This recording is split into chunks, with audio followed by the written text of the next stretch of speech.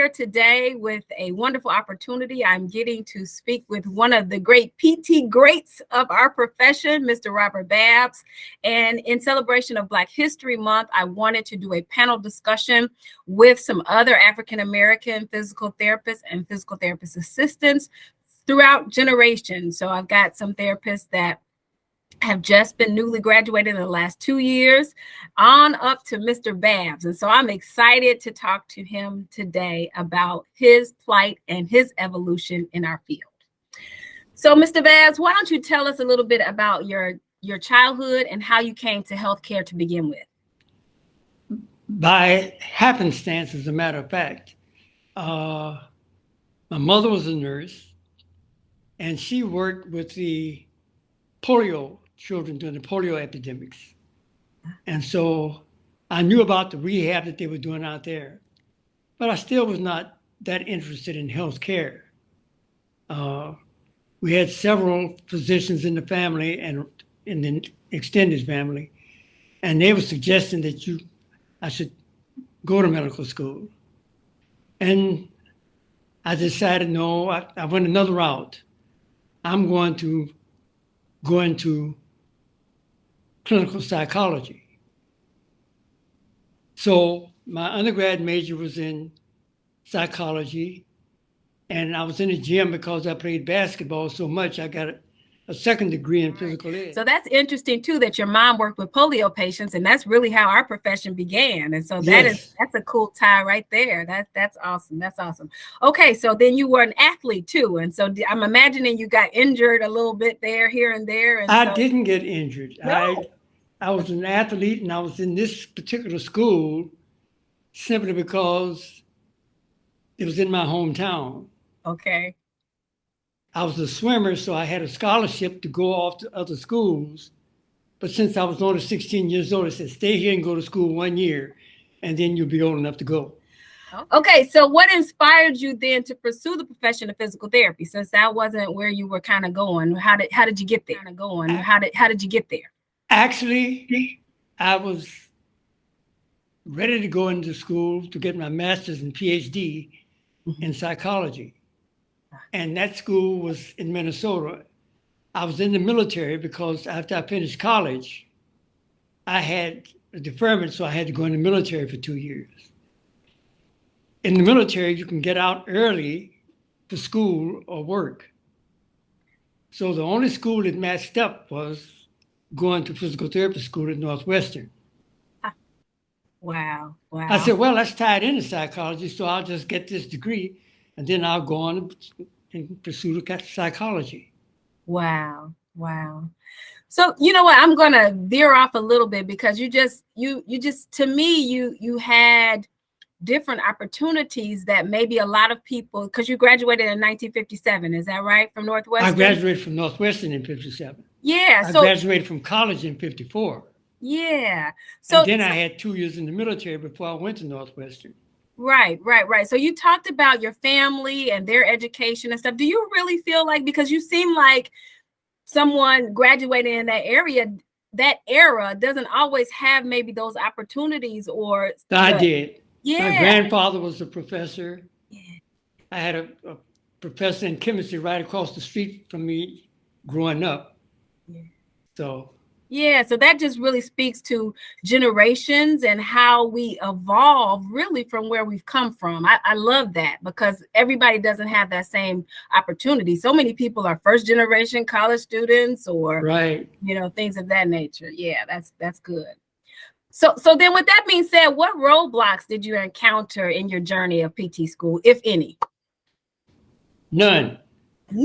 I didn't experience any roadblocks. I came to Northwestern and interviewed, and I was accepted. Wow. So I went back and finished the Army and came back. And interestingly enough, I was ready to fly to Chicago from Charlotte. Okay. And I got a call from my friend who was getting out of the service a couple of weeks later. And he had been accepted to Northwestern PT school. So he said, cancel a flight. I'm driving through and pick you up and we'll drive together. Okay. And we were roommates. Is that right? Okay, now, so I did some snooping and I saw a picture of you from Northwestern. I didn't see, I saw one other African American in your class. Is that true? Or There were 3 African Americans in my class, okay. all from historically black colleges. Uh, my roommate, who came from Prairie View, Uh-huh. and a young lady from Bennett College in Greensboro. Okay. And then you went in North Carolina. Did you go to where did you go to college? Your undergrad? Johnson C. Smith in Charlotte. In Charlotte. Yes. Awesome. So no roadblocks. So I put that question in there specifically because I went to University of Indianapolis and I ended up being the only African American, the only minority in my class. And so for me, it was a bit of a culture shock to be one of 32. So I was just wondering if you had experienced that, but at least there were 3 of you at that time. It's very, very interesting. There were some double and triple minorities in our class. Really? I don't know if it was planned or if it was just serendipity. But in the 25 students, 20 were female. But there were 5 males. That's a lot. 2 blacks and 1 Asian. Wow. And so it was very interesting. Yeah, I don't think we experienced that much diversity even in 2023 in our classes. No. Yeah, that is, I think that is serendipitous for sure. So you talked about, that was the next question, what were the demographics of your classroom? So that's very interesting. And I would think too, at Northwestern, you think about this prestigious school, you don't think about that diversity as well. So I love that, the fact that even that many years ago, I'm not calling you old, but I'm just saying that many years ago that diversity was there. Well, there were 3 or 4 before we graduated. Wow.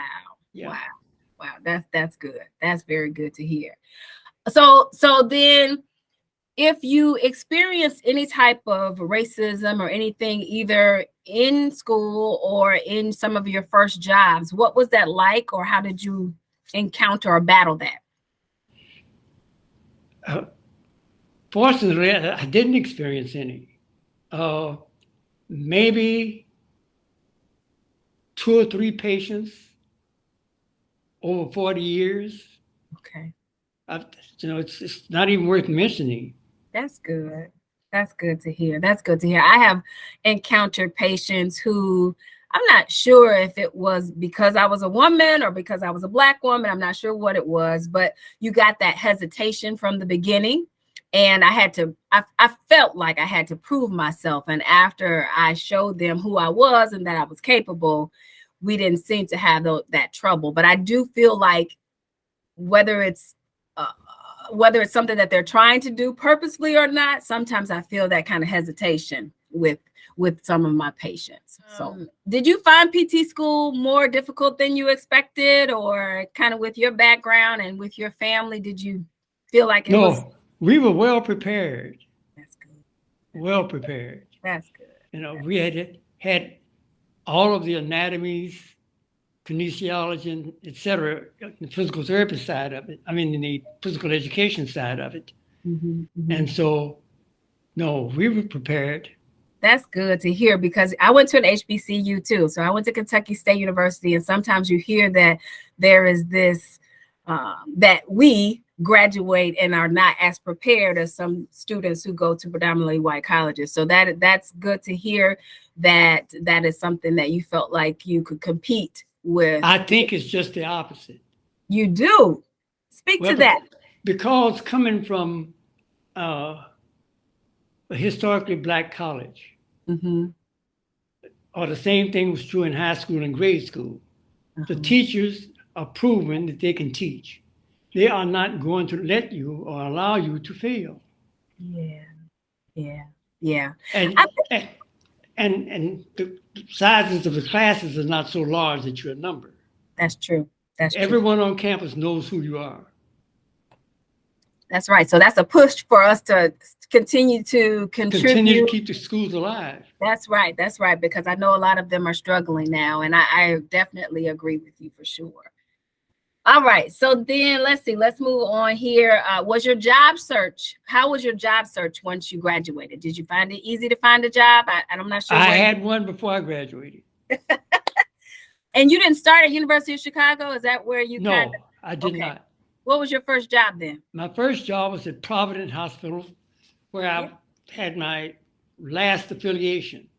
Okay. And I was hired there by a Black physical therapist who was the director of the department, and a Black orthopedic surgeon. All right. All right. And I know that you connected with some Black, or at least an orthopedic surgeon when you got to University of Chicago as well. Was that the same surgeon, or that? No, this was a Black surgeon. Ah, got it. Who actually had been a graduate of Fisk and the University of Chicago Medical School. Okay.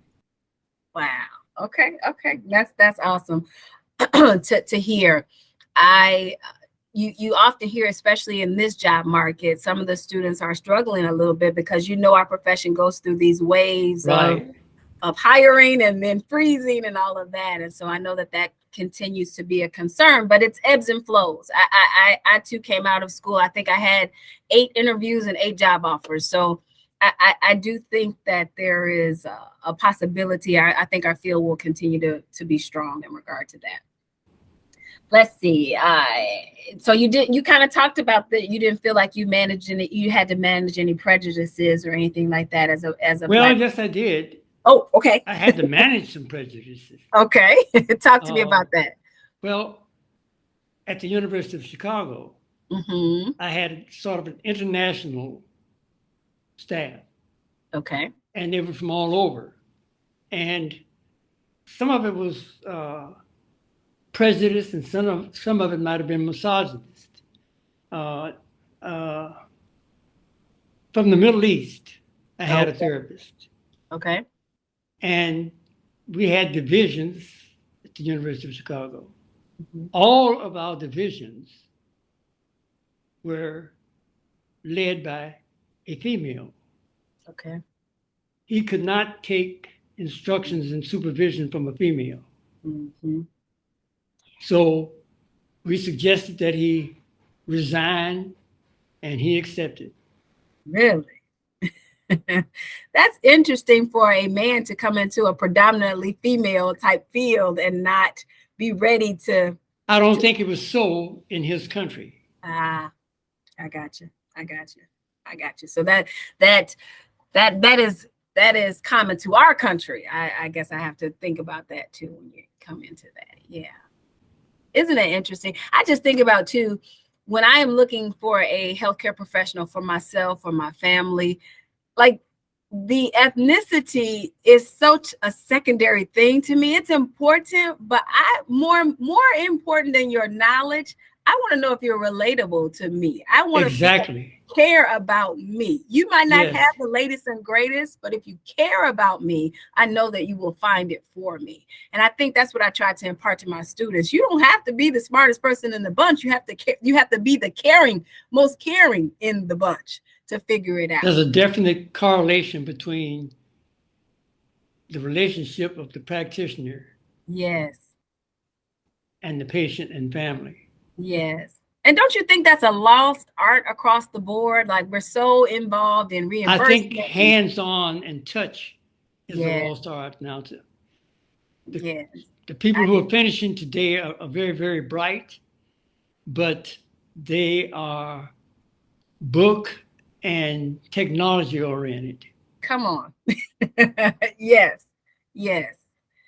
And I think I don't know that I take it for granted, but I think that I just expect it because that was what was pushed on us.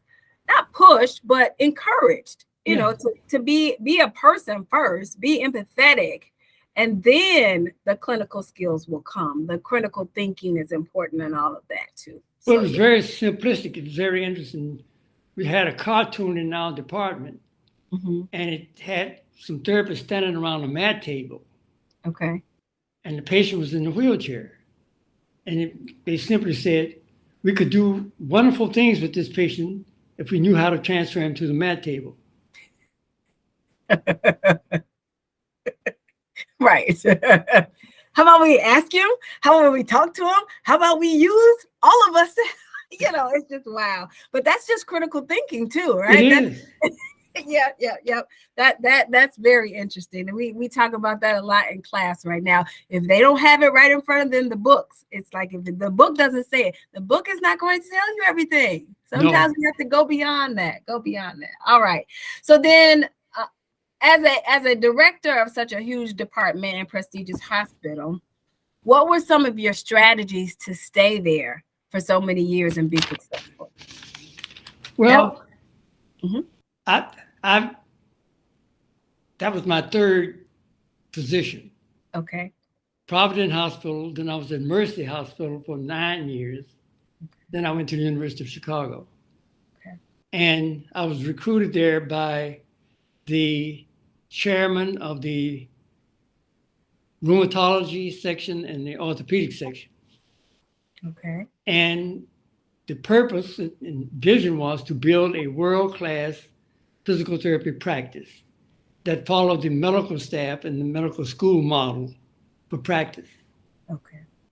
So we were supposed to be clinically oriented research and teaching. All right.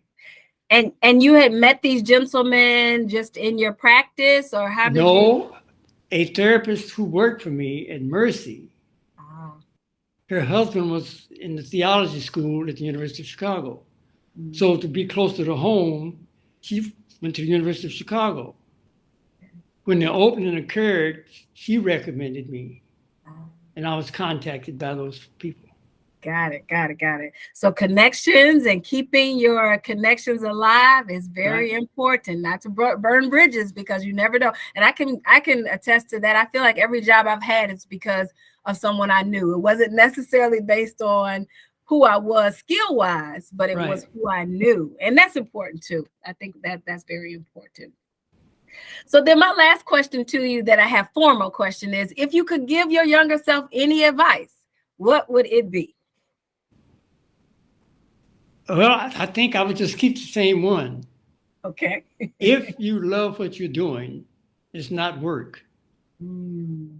If you can't wait to get out of the bed to go to your office, it's not work. I love that. If you don't love the job, get out of it. Go do something else. Yes. You're not serving anyone. Yeah. And that doesn't mean that you're not going to get frustrated or have time days, but at the end of the day, if you go to bed and can rest your head and say, I enjoy what I did today, despite. Yes. I hear that. I love that. Well, I have enjoyed our time together. I don't know if there's anything else you'd like to share with students who are trying to become physical therapists and physical therapist assistants. Please do share, but I feel like we've gotten a plethora of information from you and very helpful. Well, you're welcome, and thanks for asking me. Yes, always. All righty. Sounds like a great program coming up. All right.